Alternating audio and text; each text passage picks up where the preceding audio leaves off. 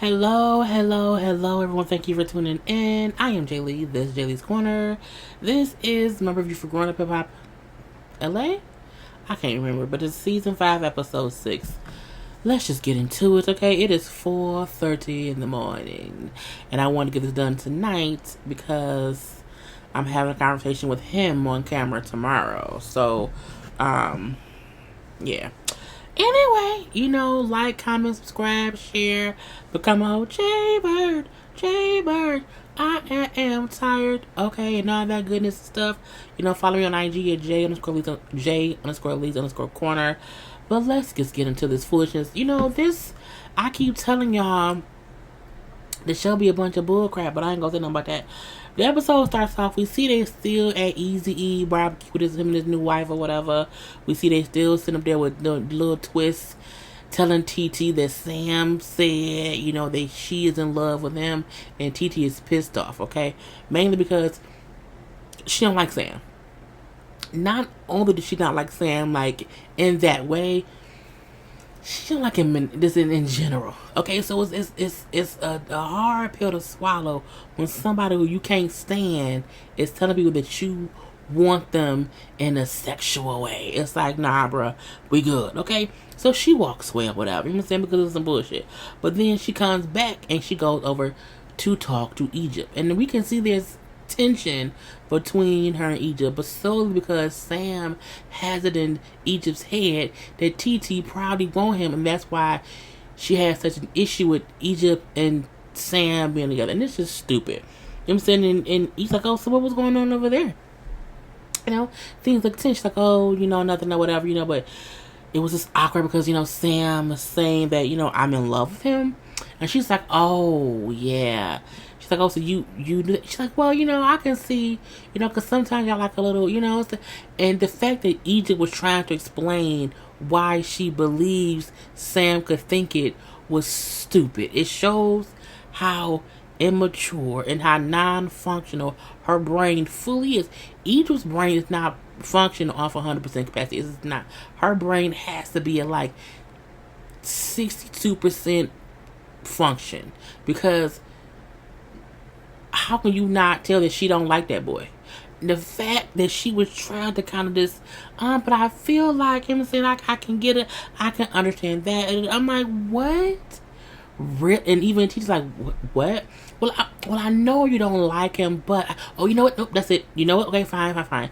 And TT walked away. But I feel like the fact that, I'm saying, she just kind of felt like, well, I can see how he thinks that, because like sometimes like y'all energy is like, I'm saying, little like touchy. I'm like, no, Egypt is stupid, and Egypt deserves whatever Sam puts her through now, because it's better off that she learns, this lesson now when she's 20 versus her being 36 and being led astray, hoodwinked and bamboozled as a full-grown adult. But I feel like her mama is not protecting her.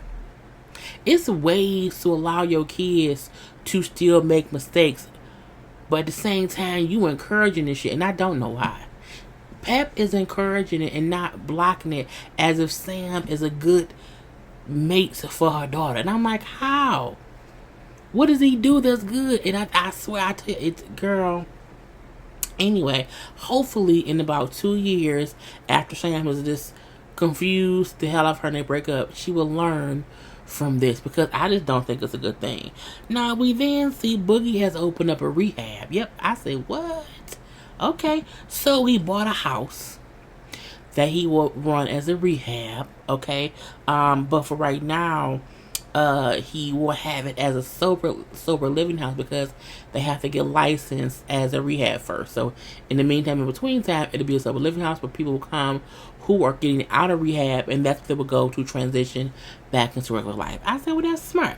Now he has a business partner who's kind of advised him on this and that and that and this, and it's the same person who he met when he was in rehab. So, that person has some awareness of, how things should be or whatever.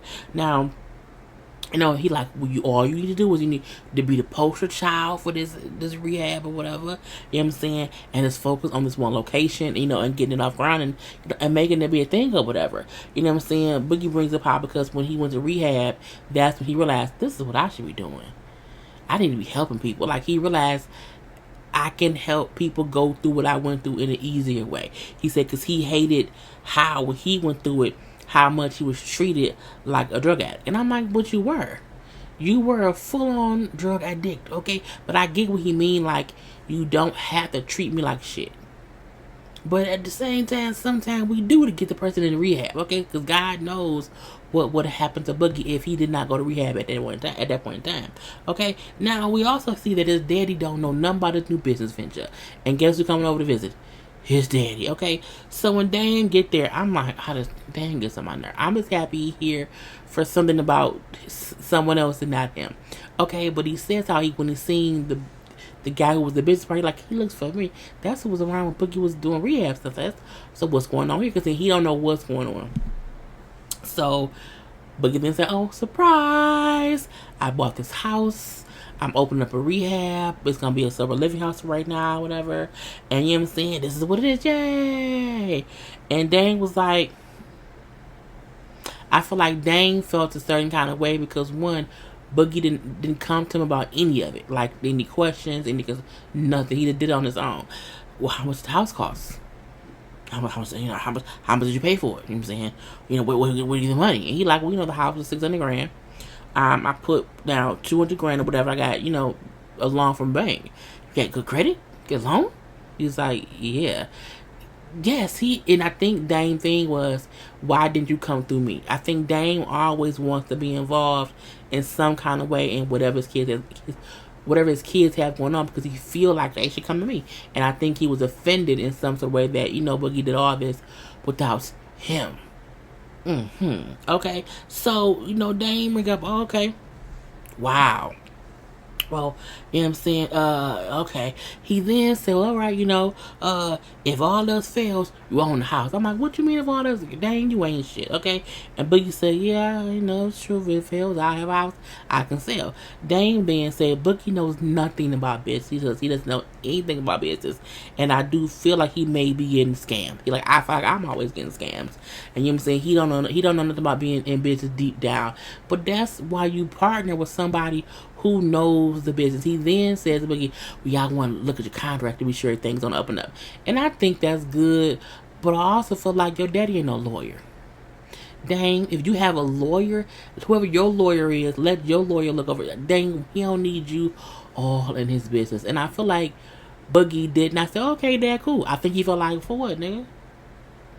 I don't need you big on my. So he do kind of explain the whole money part. He said, so I got a loan for $200,000 from the bank.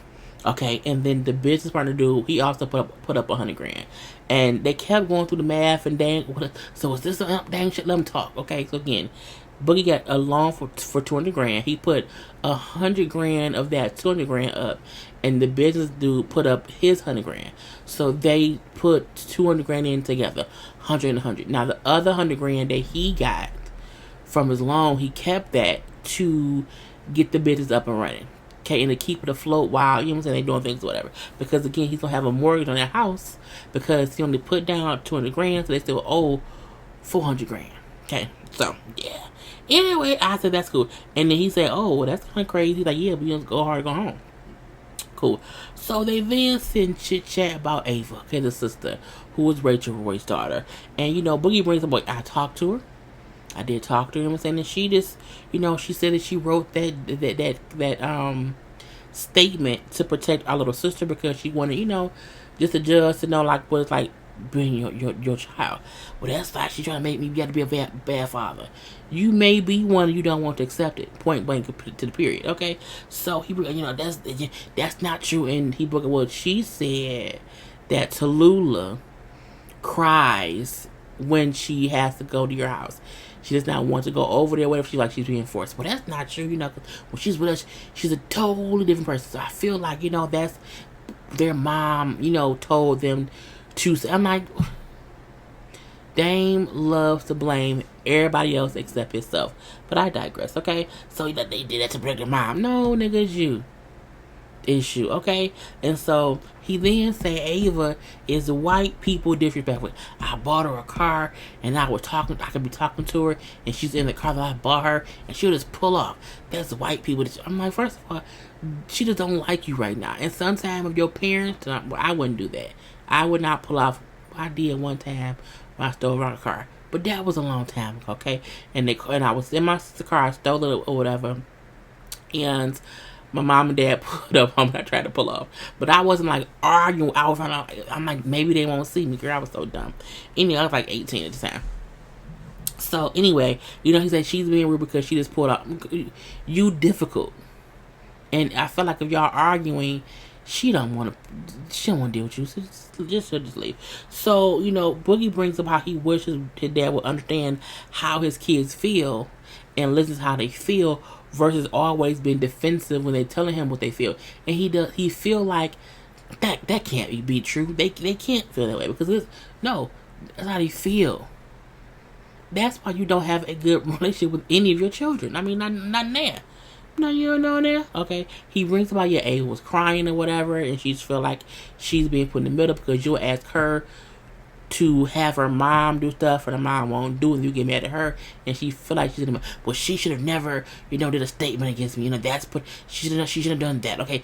She doesn't have any kids. If you don't have kids, you shouldn't get it. I'm like, bruh, stop. Dame, shut up. Dame comes off looking like an asshole. And I feel like nothing that he's saying in these moments is going to help him and Ava's relationship. I feel like they'll use this as evidence to how difficult he is and how he doesn't even listen to reason.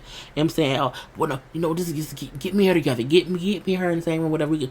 I don't think she wants to be alone with you or even in the group with you or even in the room with you to talk about whatever. Because you are a jerk. Dang, I don't like it. Anyway, was that it? Yeah, that was really it because I don't really care that much about Dame Dash. We do see Angela and Boogie have lunch. It was real boring though. What happened to it? And I felt like even though she was saying it's not a date. It's not a date. I'm not. That's a lot of thigh out, girl. For the girl, thighs out, ass. A plump butt.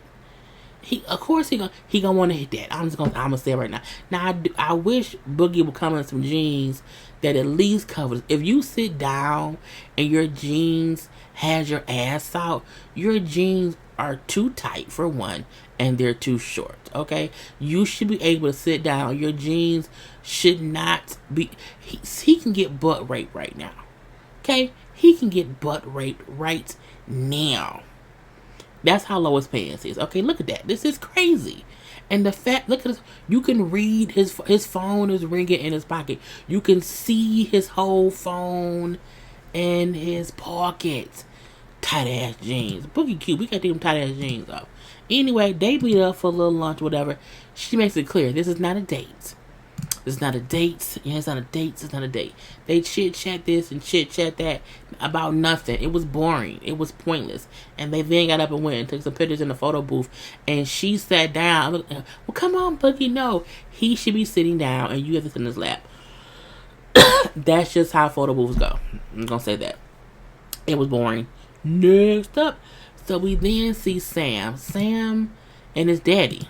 That's his daddy. That's Sam. Yes, Sam has an eye patch, okay? He looks like his father. At first, I didn't see it, but then I look at his father in the lights, because before he was like a dark shadow in the pool hall or whatever. I'm like, oh no, he do look like his daddy. So, his eye patch, he was playing with BB guns with his friends. And he said, yeah, they were awesome. We should wear protective eye gear. And I said, that's for pussies. And what happened? He got hit in his eye with a BB gun. God works in all ways, at all times, on all people. Okay? Anyway, the daddy seems to not be for the bullshit. give or take, okay? He brings up how, you always don't know how to stop being a child. You know what I'm saying? You always is about fun and games. What would have happened if you would have lost your eye and you couldn't perform, you know what I'm saying, in a couple of days or whatever? You know what I'm saying? Because I would have been pissed if your eye was, one, permanently damaged, and two, if you would have lost my money because I paid for the show and I set it up. I'm like, oh, so you're Ike Turner. You're Joe Jackson. Okay. Anyway, we can see his father not about the bullshit, but his father also believes in him. You know what I'm saying? Like, you before you got with Egypt, you was doing like 5 shows a week or whatever. You was on your grind. You was doing this, doing that. But you got with Egypt, you got lazy. You got lazy since you've been with Egypt. True, because he's living on what? Pepper's money. Okay, that's what's going on. But I like how the father, like, you have gotten lazy. You have not been doing anything for yourself. You have not been doing any shows. You have not done any shows. Like, I do recall the first season when she was with him or whatever, he was always talking about music. And then from there, he kind of just wasn't. Because why? Pepper's money was taking care of him. And the dad, like I said, that's, you can't keep doing it. You have to get on your grind. You have to figure things out. If you want to do this, let's do this like Brutus. Okay? So he then said, yeah, I got to get that done because I'm about to propose to Egypt. His dad, okay. He just laughed. He said, okay. So how you gonna support her? You know what I'm saying? Because you need to have your ducks in a row when you propose to this girl, and you go to her parents and you ask for her hand in marriage. You need to be. I'm so tired, y'all. You need to have your ducks in a row and figure things out, or whatever. Because she can't support you. You need to be the one supporting her. I said, come on now, daddy. Now my thing is, where was your antennas, daddy, when he was not taking care of them kids? I'm gonna say that. You know what I'm saying? But he like, I know I'm working. I'm gonna work on that or whatever. I'm saying, I hope after this show, we do this one show, and then that catapults us to do all kind. I'm like, that ain't how it works. It's like that's a miracle within itself. But the fact that he doesn't have any other plan besides, I'm gonna do this one show, and that's gonna kind of make it happen. No, it's not how it works at all.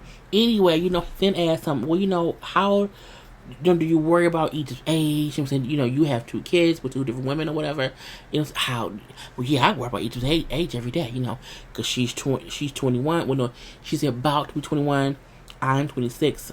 So I worry about every day. You know what I'm saying? Because she's so young or whatever. And he like, as far as his kids, I'm like, well, they mad at their business. You know what I'm saying? I take care of my kids and they leave me alone. I say, well, do they now? Are you sure? And the whole okay, but I just know that if you was coming to date my daughter, I would kick your ass. The daddy seems to get the same as a moocher. Period. He like, you can't, that ain't what you're supposed to do. Leave that girl alone, do your own thing, figure out your own life. Otherwise, you can't be out getting married if, you know what I'm saying, you can't even afford to support your wife. He can't. Especially when you get a ring from the pawn shop. That's somebody else's failure. I don't want that on my finger. We then see was it the last name? Well, basically the last name. So TT and Brianna. Where's the pictures at? These 2 girls, okay? So earlier in the episode, Brianna called TT at, I know we had odds. I know we, not cool or whatever, but I wanted to know if we could meet up and chit chat. Put the stuff between me and you to bed because we both don't want Egypt marrying Sam. So I figured, can we put combine our powers to try to get her away from him. So they're meeting up, but she walks in. It's, hey, how you doing? Oh, I'm doing fine. Oh, you look clear. You look. Brianna does. I call her Brianna. Now look, Hindu. She does look happier. But I told you, I don't trust it. I don't trust it just yet. Okay. But anyway, so she sit down and say, I'm here or whatever. Yo, you got a lot of drinks. Oh, yeah, I brought a friend. Who's the friend? I was surprised. Okay. Now, if y'all don't remember who this is Tony. Tony was Pepper's former hairstylist. Now, he was the one who was telling people that Christina was messing with a married producer. He was also the one who knew friends of Sam's ex-wife, his ex-girlfriends or whatever. But he knew people in that circle, whatever. So we seen that around season 1, season 2, and then he kind of went away. So when TT sees him, she's like, "What are you doing here? What? Like we don't fuck with him, whatever." And then I don't know what's going on. So Brianna did not know of the tension or the fact that Troy was no longer a part of the circle of Pep's dependents. Okay. Anyway, she then brings up how she said Pep got divorced. Pep moved to LA. And so did Troy. And then there was a lot of money missing from Pep's Amex card, and it linked back to Troy. And I said, so when did this happen? When was Peppa married and she got divorced? Because again, Pep, to my knowledge, was not ever married on the show. Did she secretly marry somebody we didn't know about it? Girl, who knows? Anyway, Brianna said, I had no idea. I had no idea. Now, Troy says, I stick to my authority that I did not do it. Oh, but Amex think you did, is what I said, girl. Okay. So that's why he was ousted from the group. But anyway, they kind of moved past all that to get to the thing at hand, okay? We need to stop the union of Egypt and Sam. And they just compare, I think he's a horrible person. I think he's that. You know what I'm saying? It's crazy. He's a bad person. He told Egypt that I liked him. Said TT, and Rick Brown said, you know what? He did the same thing. He did the same thing to her a couple seasons ago. When she kind of didn't like him or whatever, when she didn't like him for Egypt, he then told people, oh, she don't like, it's because she want me. That's why. So he's doing the same thing to TT they did to little Kendu like 3-4 seasons ago. I said, girl, he was recycling lies. Okay. Anyway, they just feel like he's the bad guy. They should be together. We have to figure things out and work together, okay, as Pinky and the Brain and plus one or whatever to figure out what's going on. And I said, girl, okay, and boy, and other lady, I don't really care. It's just kind of great. We're gonna find some dirt on him because she can't ignore that. I said Egypt would probably ignore if she caught him on tape. That must have been before me. It was after me. I must have been asleep and he just couldn't get it, and he just said, you know what, I'm gonna get it next door. That's how dumb she sounds. Anyway, we do see lastly, Sam going to Peppa and asking Peppa for her hand in marriage. And Peppa, oh yes, you can marry my daughter. Absolutely. There's nothing wrong with your non-working, non-enthusiastic, Trader Joe's. Just foolishness of a man. I don't get it. You know what I'm saying? And she like, yeah, of course. Yes, but just promise me y'all won't get married for at least a year. Oh, it'll be like 2 years. I want my career and her career to take off. Look, I don't think Sam's a good person. I don't think Sam is mature enough to be someone's husband, let alone a 20-year-old girl who will be 21, 22 if they get married in 2 years. But still, he ain't the one, ma. He just ain't. I just can't, and he ain't, okay? Anyway, he said he gonna also go talk to Trish. And she said, okay. I said, girl, it was foolishness all up and through, but that's really it.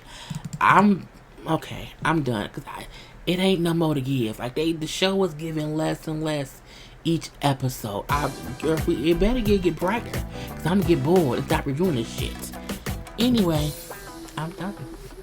Peace.